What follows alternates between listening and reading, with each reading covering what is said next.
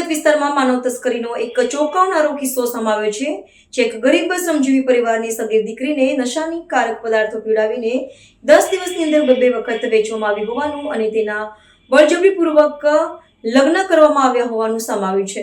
લિંબાયત વિસ્તારમાં માનવ તસ્કરીનો એક ગંભીર અને ચોંકાવનારો કિસ્સો પોલીસના હાથ લાગ્યો છે। એક ગરીબ શ્રમજીવી પરિવારની નાબાલિગ દીકરીને નશાકારક પદાર્થો પીવડાવીને ડર દબાણ વચ્ચે માત્ર 10 દિવસની અંદર 2 વખત વેચવામાં આવી હતી અને તેના જબરજસ્તીથી લગ્ન કરવામાં આવ્યા હોવાના આરોપો સામે આવ્યા છે। આ ઘટનાની તપાસ દરમિયાન લગ્નની તસવીરો પણ પોલીસના હાથમાં લાગી છે, જેમાં ગેરકાયદેસર લગ્નની સાબિતી કરે છે। આ ગંભીર ઘટનાની જાણ થતાં જ લિંબાયત પોલીસ ચોંકી ઉઠી હતી અને તાત્કાલિક કાર્યવાહીમાં જોડાઈ હતી। પોલીસ ટીમે તપાસ હાથ ધરીને મુખ્ય 3 આરોપીઓને તેમજ ઘટનામાં સહભાગી એક પડોશી મહિલાની અટકાયત કરી છે। આરોપીઓ પાસેથી મળેલી માહિતીના આધારે પોલીસનું માનવું છે કે આ કિસ્સો માનવ તસ્કરીના મોટા રેકેટનો ભાગ હોઈ શકે છે। તપાસ દરમિયાન જાણવા મળ્યું છે કે ફરઝાના નામની બીજી એક મહિલા આરોપી પણ આ રેકેટમાં સામેલ હોવાનો ખુલાસો થયો છે। પોલીસ દ્વારા મહિલા માટે વોન્ટેડ નોટિસ જારી કરવામાં આવી છે અને તેની શોધી કાઢવાના પ્રયાસો શરૂ કરાયા છે।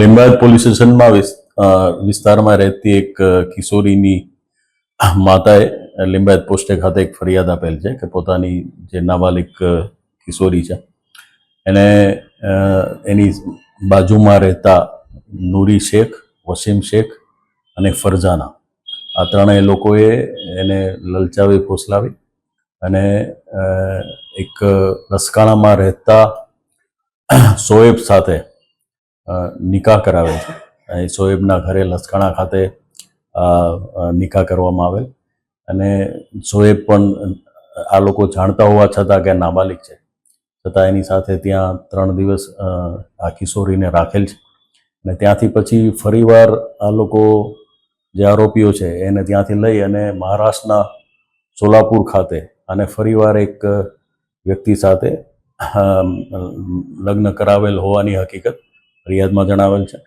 હાલ પોલીસે આ સંબંધે વસીમ, નૂરી અને જે આ લગ્ન કરનાર છે શોએબ એની ધરપકડ કરેલ છે। આ બાબતે ફરઝાના અને અન્ય જે એક ઇસમ છે જે સોલાપુરનું એની ધરપકડ કરવાની બાકી છે। પોલીસ હાલ વિશેષ તપાસ કરી રહી છે। આ બાબતે બળાત્કાર અને પોક્સોની કલમો લગાવી અને ગુનો રજીસ્ટર કરવામાં આવેલ છે।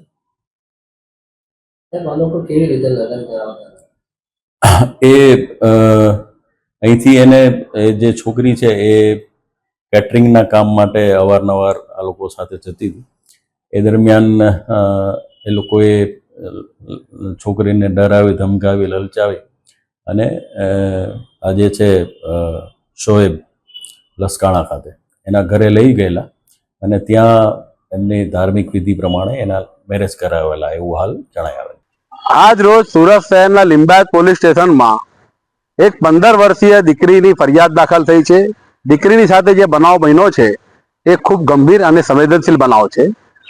15 વર્ષીય દીકરીને 2 થી 3 જગ્યાએ અલગ અલગ રીતિ રિવાજ મુજબ એના લગ્ન કરવામાં આવ્યા અને જે સ્થાનિક કોઈ મહિલાઓ છે ફરજાના અને નૂરી કરીને એ દીકરીને પટાવી ફોસલાવીને લઈ ગયા, સિરપ પીવડાવીને લઈ ગયા અને અલગ 2 થી 3 જગ્યા પર એના લગ્ન કરાવીને 2 થી 3 દિવસના કે મહિનામાં પાછા લાવ્યા અને જે દીકરી છે એની સાથે શારીરિક શોષણ થયું।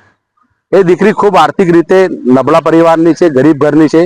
એની માતાએ મજૂરી કામ કરે છે, પિતા પણ છૂટક મજૂરીનું કામકાજ કરે છે, ભાડાના જેવાના મકાનમાં રહે છે અને આ સમગ્ર બનાવ જ્યારે મારી સામે આવ્યો ત્યારે હું પોતે પણ હચમચી ગયો અને આ ધ્યાનપૂર્વક એને સાંભળીને જ્યારે મેં આ વાતની રજૂઆત પોલીસ સમક્ષ કરી, સ્થાનિક police station Limbayat PI Shri Kamadiya સાહેબ સમક્ષ, ત્યારબાદ DCP doctor Kananben Desai, ACP Jadeja સમક્ષ તેમને ખૂબ સકારાત્મક રીતે આ બાબતને ગંભીરતાથી લઈને ફરિયાદ દાખલ કરી છે।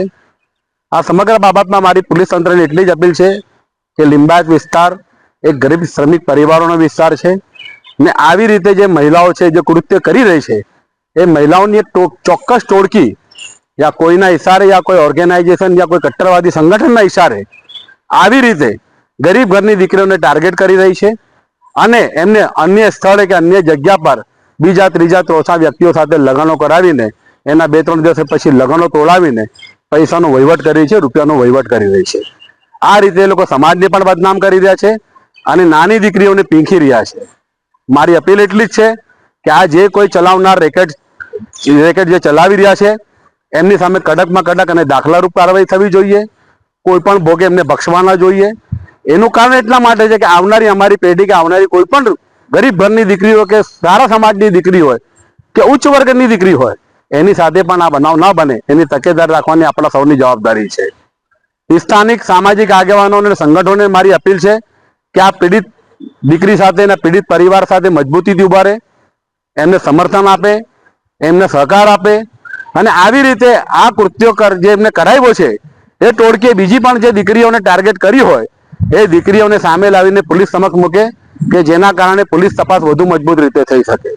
સમાજને અપીલ છે કે તમારા વિસ્તારની અંદર જે કોઈ સામાજિક દૂષણ હોય, દારૂ વેચાતો હોય, ડ્રગ્સ વેચાતો હોય, એમડી વેચાતો હોય કે ચરસ ગાંજો કે કોરેક્સ વેચાતો હોય કે ઠેર ઠેર કોરેક્સની ફરિયાદો આવે છે સિરપની, એ તમામ બાબતોને પોલીસ સમક્ષ લાવો અને એવા અસામાજિક તત્વોની સામે ફરિયાદ કરતા ડરો નહીં. પોલીસ તંત્રને અપીલ છે કે જે સ્ટ્રીટ સીટરો છે, વિસ્તારના અસામાજિક તત્વો છે, એ જો અત્યારે સારા કામો કરતા હોય તો એને કરવા દો, પરંતુ એ અત્યારે હાવ નવરો હોય અને આવી રીતે ખોટા ધંધામાં જ લાગેલો હોય તો એની સામે ફરીથી કડકમાં કડક કાર્યવાહી કરો એવી પોલીસ તંત્રને પણ મારી અપીલ છે.